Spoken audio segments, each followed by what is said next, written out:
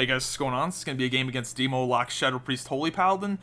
We rushed off the bat just to deny the Warlock his port. For the longest time, I would set my portal down and we would sit behind the boxes, wait for me to remount up, shit like that. It's not worth it. Don't let that Warlock get that portal down. It's a pain in the ass, something that we learned a long time ago. It's just not worth it. It's not worth my port.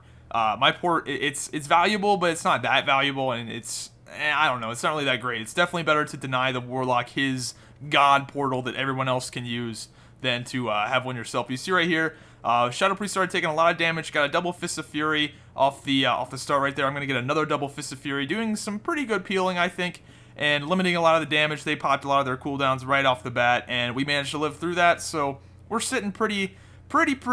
And here they make a little switch to me. I've still got my cooldowns. I don't really have to pop anything. My Shaman gets CC'd here in a second, but I pop my Diffuse Magic, something I have switched to. For the longest time, I wasn't using Diffuse Magic.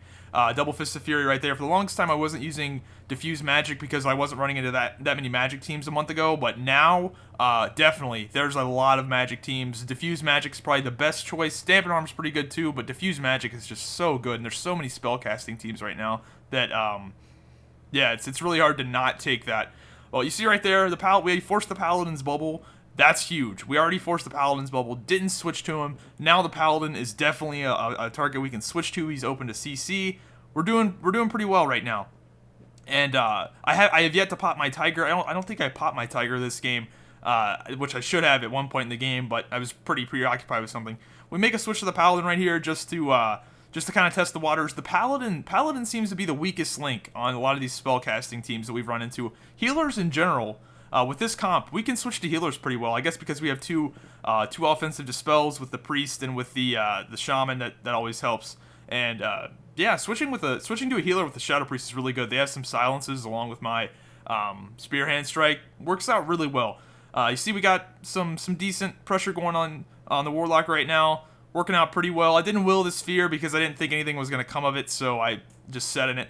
Now check out this fear path. This is the defining moment of the game. My priest gets an amazing fear path on this paladin right into the center of the map. Here's where I should have popped out my tiger, just right here, but I was really preoccupied trying to stun him, and he gets bopped, but unfortunately my shadow priest is able to DPS through it, and my shaman takes it off. This guy's going to go down.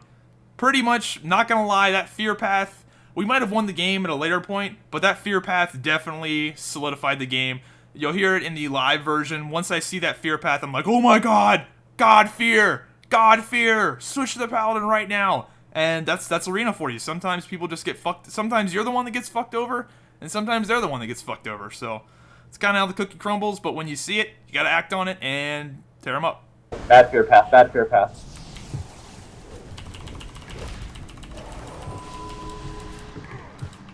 Trying to fear Pally. Full fear Pally. Let's go Pally. He's right in the center. He got a shitty fear path. He got a shit fear path. I stopped him. Silencing! Ugh!